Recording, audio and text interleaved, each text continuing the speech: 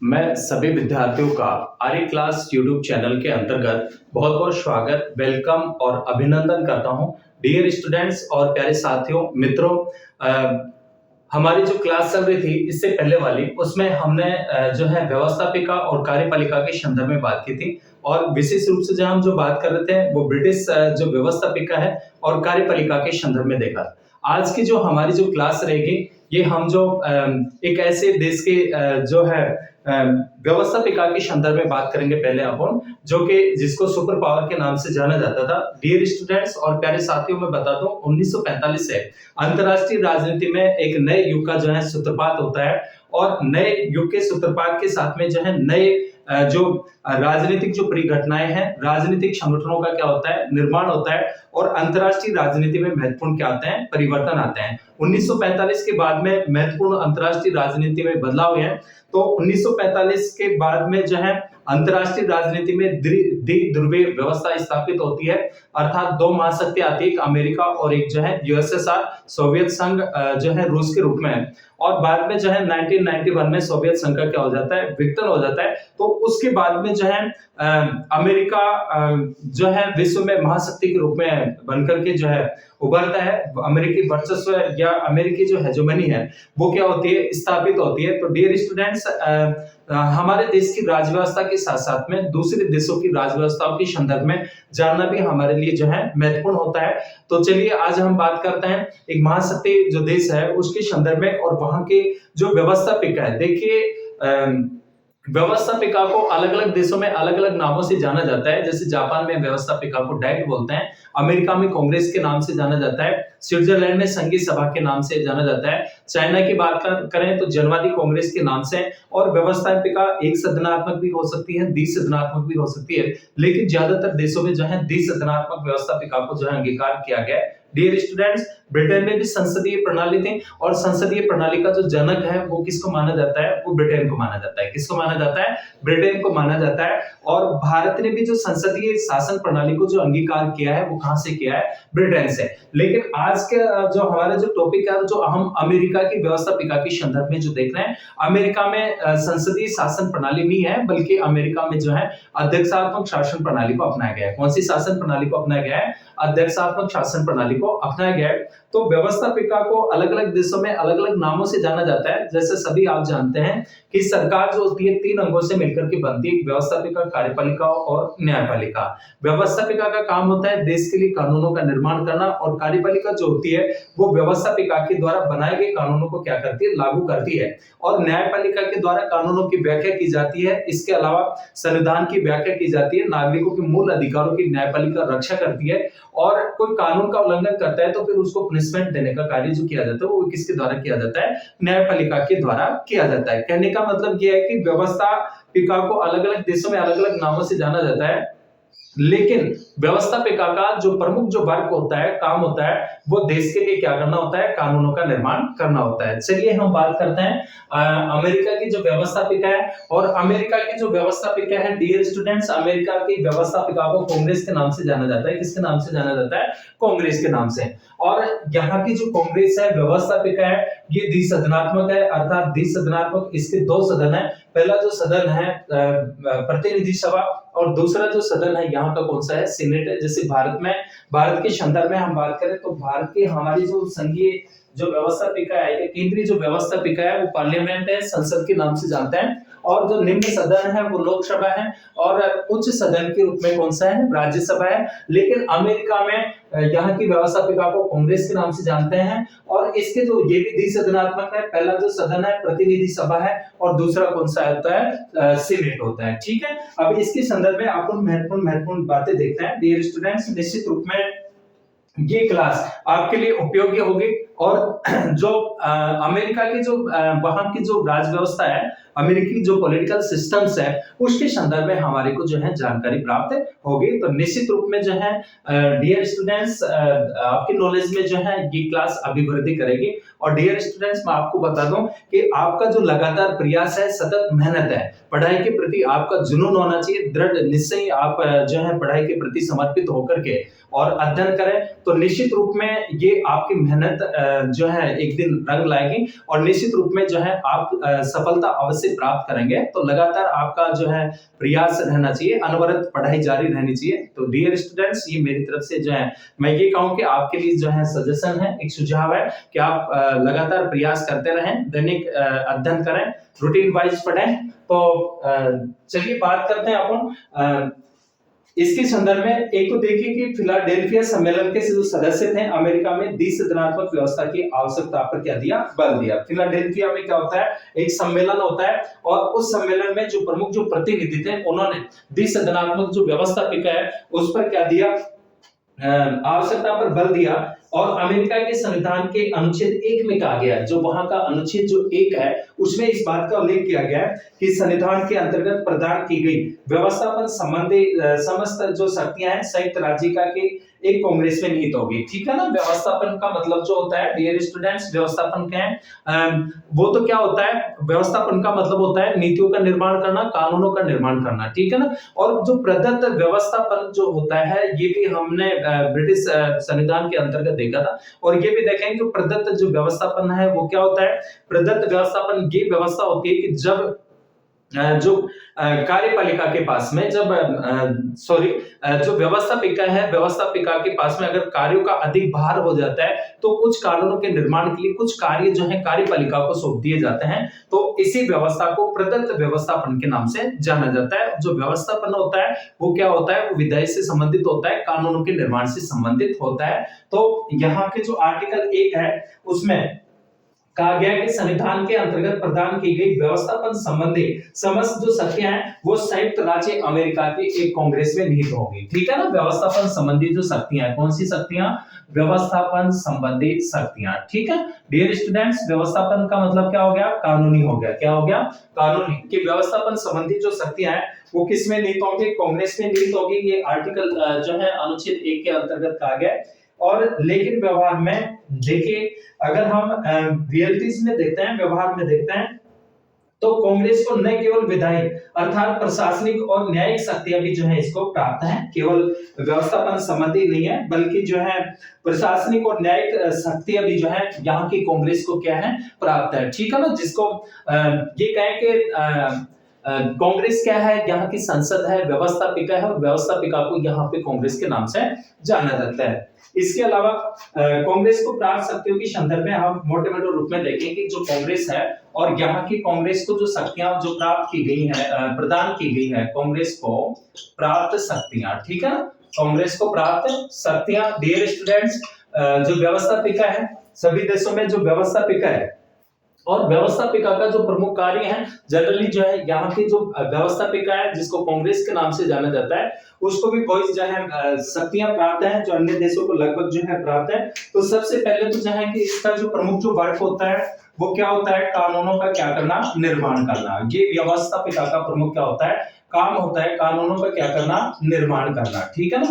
कानूनों का क्या करना, निर्माण। कानून बनाती है, विधेयक जो है कांग्रेस में लाए जाते हैं, एक सदन में लाए जाते हैं, दूसरी सदन में उसको पेश किया जाता है और फिर उसके बाद में जब दोनों सदनों से पारित हो जाता है तो वहां के जो है राष्ट्रपति के पास और राष्ट्रपति की अनुमति के बाद में क्या बन जाता है, कानून बन जाता है। और कानून जो लागू करने का जो काम करती है वो कौन करती है, कार्यपालिका करती है। ठीक है ना। तो इसके अलावा जो है और हम बात करें कि अमेरिका के संविधान के अनुच्छेद 1 के 8वें उपभाग में 4थे अध्याय में विस्तार रूप से इसका वर्णन किया गया है। इसके अलावा चुनाव संबंधी कार्य, डियर स्टूडेंट्स, जो है स्पीकर का भी जो है चुनाव करते हैं। कार्यपालिका संबंधी कार्य भी इसके होते हैं, महत्वपूर्ण जो है इसके परामर्श से नियुक्ति की जाती है। प्रशासन पर नियंत्रण और निर्देशन का कार्य भी जो है यहाँ की कांग्रेस के द्वारा जो है किया जाता है। और जो है वित्तीय कार्य करती है, न्यायिक कार्य भी इसके होता है। इसके बाद में चलिए अपन विस्तार से बात करते हैं। सबसे पहले अपन देखते हैं प्रतिनिधि सभा को। किसके संदर्भ में, प्रतिनिधि सभा के संदर्भ में। ठीक है। तो कानूनों का निर्माण है, व्यवस्था, इसके अलावा जो है वित्तीय कार्य है, इसके अलावा न्यायिक कार्य है, इसके अलावा चुनाव संबंधी कार्य है। ये किसके हैं, मोस्टली जो है कांग्रेस के कार्य हैं। अब अपन जो है इसके बात करते हैं इसके जो सदन है और जो सदन है जिसमें सबसे पहले अपन बात करेंगे प्रतिनिधि सभा की। देखिए प्रतिनिधि सभा अमेरिका का लोकप्रिय सदन कहलाता है, ठीक है ना, लोकप्रिय सदन कहलाता है, क्योंकि इसमें जो जनता के पूरे देश की जनता का प्रतिनिधित्व जो करने वाला जो सदन है वो कौन सा है, प्रतिनिधि सभा है। कौन सा है, प्रतिनिधि सभा। जैसे भारत में कौन सा है, हमारे यहाँ लोकसभा है, और लोकसभा के जो सदस्य होता है वो जनता के द्वारा प्रत्यक्ष मतदान के आधार पर चुने जाते हैं, इसलिए भारत की जनता का लोकप्रिय जो सदन है कौन सा होता है, लोकसभा होता है। और यहाँ पे अमेरिका में कौन सा है, प्रतिनिधि सदन है, जिसको प्रतिनिधि सभा, हाउस ऑफ रिप्रेजेंटेटिव के नाम से जाना जाता है। और इसका जो गठन होता है वो पॉपुलेशन के आधार पे होता है। किसके आधार पे होता है, पॉपुलेशन के आधार पे होता है। इसके बाद में अमेरिका के मूल संविधान में कहा गया है कि प्रतिनिधि अनेक राज्यों में उसके अनुपात के अनुसार बांटे जाएंगे, जो टैक्स नहीं देते उनको उनमें शामिल नहीं किया जाएगा, और 30,000 व्यक्तियों के ऊपर एक प्रतिनिधि लिया जाएगा, परंतु प्रत्येक राज्य में कम से कम एक प्रतिनिधि जो है वो अवश्य ही लिया जाएगा। इस बात का जो है क्या किया गया है, यहाँ पे प्रावधान किया गया है। इसके अलावा प्रतिनिधि सभा की सदस्य संख्या मूल कितनी थी, 65 थी, परंतु 1929 में निर्मित और 1941 में संशोधित पुनर्निर्धारण कानून के अनुसार इसकी सदस्य संख्या 435 जो है निश्चित कर दी गई है। तो सदस्य संख्या की अपन बात करते हैं, तो सदस्य संख्या कौन से, सदस्य संख्या, तो इसकी जो सदस्य संख्या है कितनी है, 435, ठीक है। सदस्य संख्या की बात करें प्रतिनिधि सभा में सदस्य संख्या, तो सदस्य संख्या कितनी है, इसमें 435 है। और जबकि भारत में लोकसभा में अधिकतम सदस्यों की संख्या कितनी हो सकती है, 552 हो सकती है, लेकिन वर्तमान में कितनी है, 445 है, ठीक है ना, सॉरी 545 है। इसके बाद में राज्यसभा में अधिकतम कितनी हो सकती है, 250 हो सकती है, ठीक है। तो 435 जो है निर्धारित की गई है। इसके अलावा मूल में 50,000 पर जो है एक सीट निर्धारित की गई थी, लेकिन 1963 में संशोधन करके 4,45,000 जनसंख्या पर एक प्रतिनिधि यहाँ पर जो है क्या किया गया, निश्चित किया गया।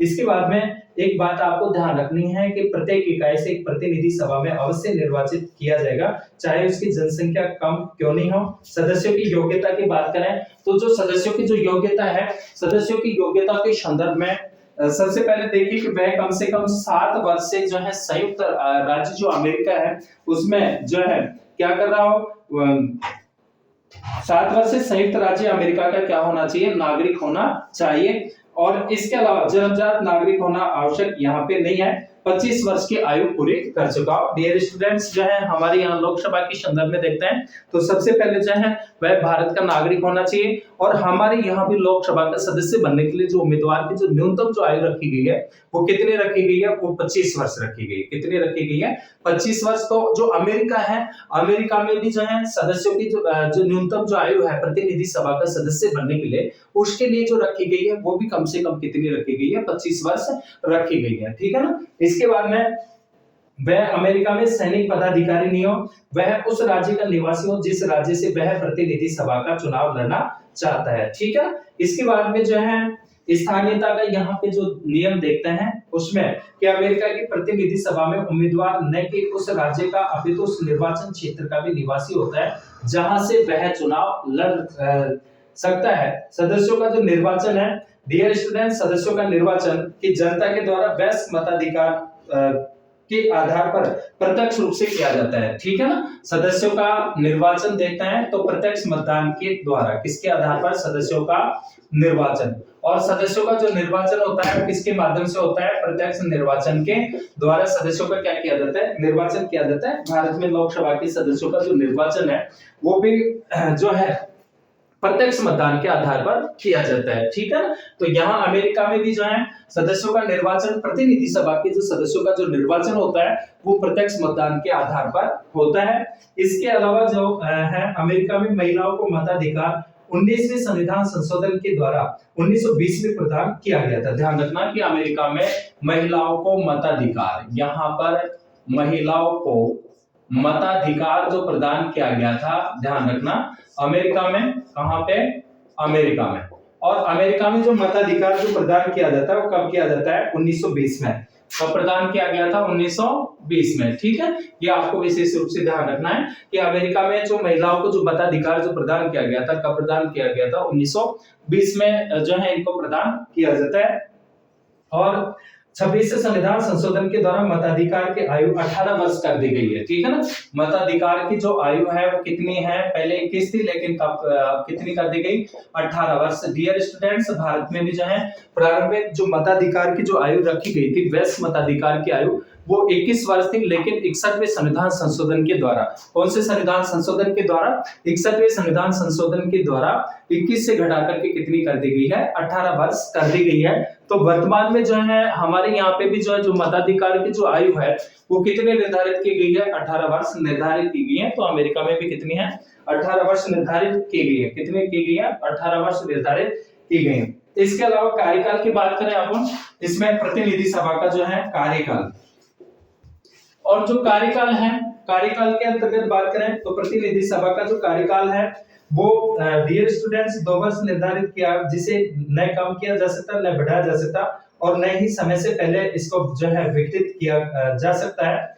इसके अलावा गणपूर्ति, कुल सदस्य संख्या का बहुमत, लेकिन जेरिमैंडरिंग प्रथा प्रतिनिधि सभा के गठन के संबंध में एक प्रथा है, और शुरुआत 1824 में मैसाचुसेट्स राज्य के गवर्नर एल्जिबियस, देखिए जेरिमैंडरिंग जो प्रथा है वो क्या है यहाँ पे कि सत्ताधारी दल के द्वारा सत्ता के दुरुपयोग का एक क्या है, उदाहरण है, दुरुपयोग का क्या है, उदाहरण है, जिस कारण प्रतिनिधि सभा का गठन दोषपूर्ण हो गया है। इस प्रथा के अनुसार सत्ताधारी दल क्षेत्रों का निर्धारण परिसीमन इस प्रकार से करता है कि विरोधी दल के समर्थकों की संख्या को थोड़े से चुनाव क्षेत्रों में क्या कर दिया जाता है, सीमित कर दिया जाए, ताकि अपने समर्थक अधिक से अधिक विजय हो सके। और अमेरिका में चुनाव क्षेत्रों का निर्धारण करने का उत्तरदायित्व तो किसका होता है, वो राज्य विधानमंडलों का है। किसका होता है, राज्य के विधानमंडलों का क्या होता है, ये उत्तरदायित्व तो उनको सौंपा गया है। बेरड के अनुसार जेरिमैंडरिंग के कारण प्रतिनिधि सभा राजनीतिक विचारों का सही दर्पण नहीं है।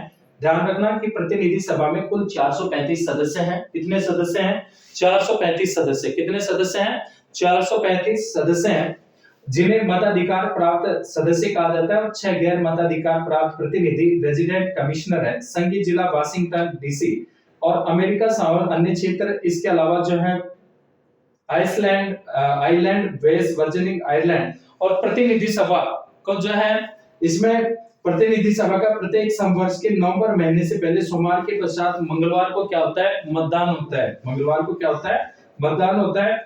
ऑन ईयर ऑफ ईयर अमेरिकी निर्वाचन कि अमेरिका के कांग्रेस के दोनों सदनों और उपराष्ट्रपति का निर्वाचन हमेशा संवर्ष में होता है, जैसे 2014, 2016, 18, 20 और 22 ऐसे, ठीक है।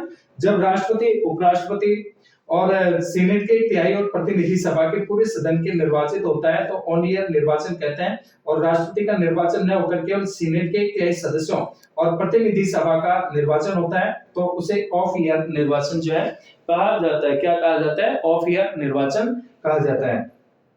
अब प्रतिनिधि सभा में अध्यक्ष की बात करें तो जो है पहला जो अध्यक्ष थे वो फ्रेडरिक मोहलबर्ग थे, 1789 से 91 तक रहे।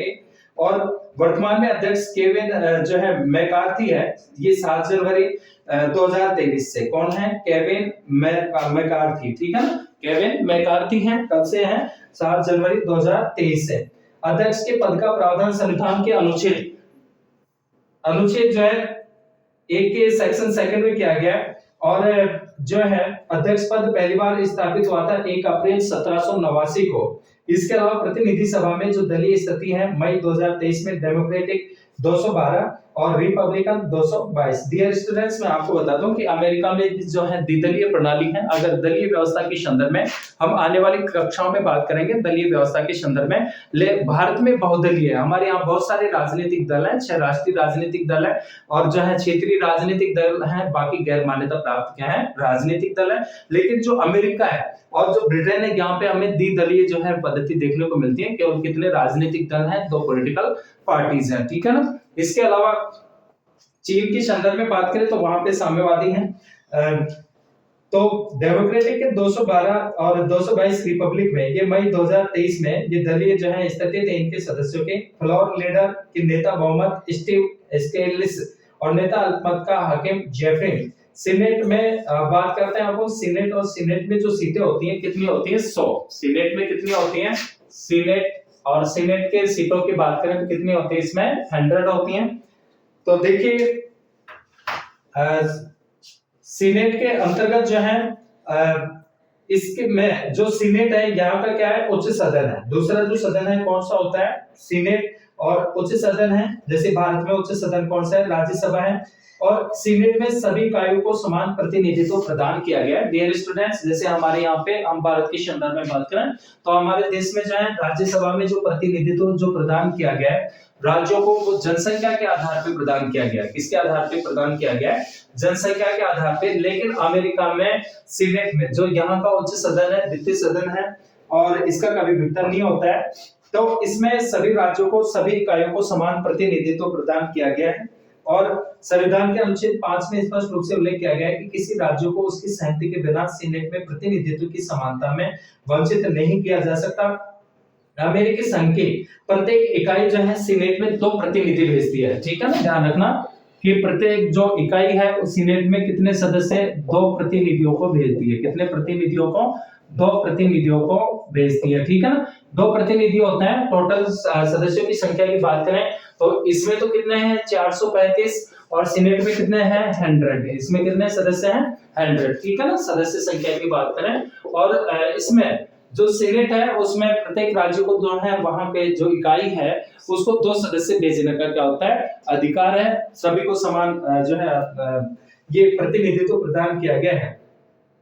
प्रारंभ में 13 राज्य थे, 26 प्रतिनिधित्व जाते थे। अब 50 राज्य हैं, तो कितने प्रतिनिधि हो गए डियर स्टूडेंट्स, 50 राज्य हैं। तो प्रत्येक जो राज्य होता है 2 प्रतिनिधि भेजता है, तो 50 × 2 तो कितने हो गए, 100। तो वर्तमान में इसमें जो सदस्य संख्या है कितनी है, 100 है, 100 है। और देखिए योग्यता की बात करें तो सीनेट के सदस्य बनने के लिए वह कम से कम 9 वर्ष से संयुक्त राज्य अमेरिका में निवास करता हो। प्रतिनिधि सभा के लिए 7 वर्ष है। 30 वर्ष की आयु पूरी कर चुका हो। डियर स्टूडेंट्स, हमारे यहाँ राज्यसभा का सदस्य बनने के लिए भी जो है उम्मीदवार की जो न्यूनतम जो आयु है वो कितने निर्धारित की गई है, 30 वर्ष निर्धारित की गई है। ठीक है ना। इसके अलावा वह उस राज्य का निवासी हो जिसका प्रतिनिधित्व सीनेट में करना चाहता है। और जो सदस्यों का जो चुनाव है, प्रारंभ में सीनेट के सदस्यों का निर्वाचन हेतु अप्रत्यक्ष रूप से किए जाने का प्रावधान, अर्थात राज्य विधानमंडल के सदस्य सीनेट में प्रतिनिधि भेजते थे। परंतु 70वें संविधान संशोधन अधिनियम 1912 के द्वारा सीनेट के सदस्यों का चुनाव सीधे जनता के द्वारा किए जाने का प्रावधान किया गया और यह 1913 में क्या हुआ, पारित हुआ। अधिवेशन की बात करें तो 3 जनवरी को आरंभ होता है और सीनेट के साथ, और यह तब तक चलता है जब तक दोनों एक साथ सहमत न हो जाएं। इसके अलावा दोनों सदनों की असमित की स्थिति में संविधान कांग्रेस का स्थगन की अनुमति देता है। इसके अलावा प्रतिनिधि सभा का जो माध्यम है वो स्पीकर है। अध्यक्ष के निर्वाचन के लिए उसका सदन का सदस्य होना अनिवार्य नहीं है, अर्थात स्पीकर एक प्रकार से बहुमत दल का क्या होता है, नेता होता है। और इसके बाद में कार्यकाल की बात करें तो सीनेट का जो कार्यकाल होता है ये स्थायी सदन है। और डियर स्टूडेंट्स, जो है इसका कार्यकाल 6 वर्ष होता है।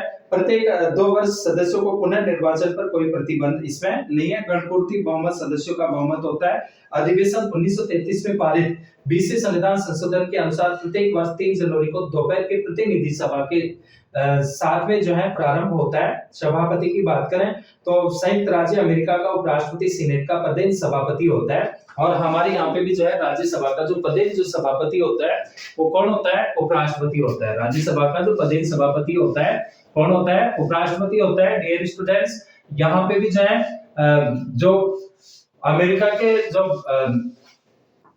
ये जो दूसरा जो सदन है कौन सा, सीनेट। और सीनेट में जो उपसभापति होता है तो यहाँ पे जो है पदेन सभापति होता है। सॉरी, कौन, पदेन सभापति कौन होता है, उपराष्ट्रपति होता है। और उसे मत बराबर होने की स्थिति में निर्णायक मत देने का क्या होता है, अधिकार होता है। यदि सभापति का पद रिक्त हो जाता है तो 25वें संविधान संशोधन 1967 के द्वारा प्रावधान किया गया कि शेष अवधि के लिए राष्ट्रपति किसी व्यक्ति को जो है उपराष्ट्रपति नियुक्त कर सकता है, परंतु इसे दोनों सदनों के द्वारा पुष्टि करवाना क्या है, जरूरी है।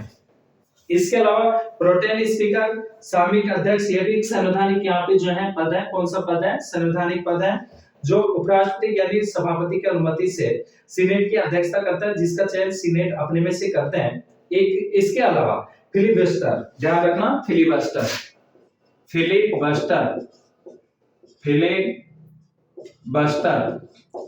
फिलिबस्टर का जो मतलब है क्या, इसका जो तात्पर्य है, अर्थात विवाद समापन पर यह एक सीनेट में प्रचलित युक्ति है जिसे विरोधी दल वाले सीनेट प्रयोग में लाते हैं, अर्थात जब किसी विधेयक या प्रस्ताव पर लंबे भाषण चलते हैं तो वाद विवाद समाप्त करने प्रैक्टिस यह जो है डच शब्द है जिसका शाब्दिक जो अर्थ होता है वो क्या होता है, सामुद्री डाकू होता है। ठीक है ना। विवाद समापन पर यह एक सीनेट में प्रचलित युक्ति है जिसे विरोधी दल वाले सीनेटर प्रयोग में लाते हैं। तो इसको क्या कहा जाता है, फिलिबस्टर कहा जाता है। अमेरिकी सीनेट एक नियम के अनुसार एक सीनेटर किसी विधेयक पर अपनी इच्छा अनुसार जो है विधेयक पर अपनी इच्छा अनुसार उसे जो है रख सकता है। अब तक का सबसे लंबा भाषण जो है ये कहें कि भाई कोई भी जो सीनेटर है वो किसी विधेयक पर अपनी इच्छा अनुसार जो है कितना भी उस पर बोल सकता है, भाषण दे सकता है। और अब तक का सबसे लंबा भाषण 1957 में जे इसदाने थर्मोन ने 24 घंटे 12 मिनट तक क्या दिया, भाषण दिया। और इस दोष से बचने के लिए सीनेट के नियम 22 जिसे विवाद समापन या क्लस्टर के नियम के रूप में जाना जाता है का प्रयोग किसी बहने या विवाद पर सीनेटर के फिलिबस्टर को समाप्त करने में क्या बनाता है, सक्षम बनाता है। ध्यान दीजिए, इसके अलावा इस सामान्य शब्द में फिलिबस्टर अमेरिकी सीनेटरों को प्राप्त एक तरीका या युक्ति है जिसके माध्यम से किसी विधेयक पर या प्रस्ताव पर लंबे भाषण दे सकें ताकि सत्र समाप्ति से पहले मत विभाजन कराया जा सके। तो ये इसका मतलब हो गया। इसके बाद में सीनेट का शिष्टाचार या सौजन्य कि अमेरिका में प्रचलित एक परंपरा है। इसमें राष्ट्रपति द्वारा पदों पर नियुक्ति के बाद सीनेट में जब तक पुष्टि नहीं करता तब तक कि उसे उस राज्य के सीनेटर के द्वारा अनुमोदित नहीं किया जाता। ठीक है ना। तो प्यारे विद्यार्थियों और साथियों, ये आज के क्लास के अंतर्गत जो है हमारा जो टॉपिक था अमेरिका की व्यवस्थापिका, और अमेरिका की व्यवस्थापिका को जो है कांग्रेस के नाम से जाना जाता है। और यहाँ की कांग्रेस जो है, यहाँ की जो व्यवस्थापिका द्विसदनात्मक है डियर स्टूडेंट। इसका जो पहला जो सदन है कौन सा हो गया, पहला सदन प्रतिनिधि सभा और दूसरा जो है कौन सा होता है, सीनेट। ठीक है ना। तो हमने प्रतिनिधि सभा और जो सीनेट है इसके संदर्भ में इसके जो बारे में जो है महत्वपूर्ण जो है बातें की। डियर स्टूडेंट्स, नेक्स्ट क्लास में मिलते हैं। इसी राज्य व्यवस्था के अंतर्गत, अमेरिका की राज्य व्यवस्था के अंतर्गत अपन बात करेंगे और महत्वपूर्ण बातों के संदर्भ में। तो निश्चित रूप में जो है ये क्लास आपके लिए उपयोगी होगी डियर स्टूडेंट्स, मैं इस बात की उम्मीद करता हूं। तो ज्यादा से ज्यादा जो है क्लास को लाइक करें, शेयर करें, सब्सक्राइब करें। मैं सभी विद्यार्थियों का बहुत बहुत धन्यवाद।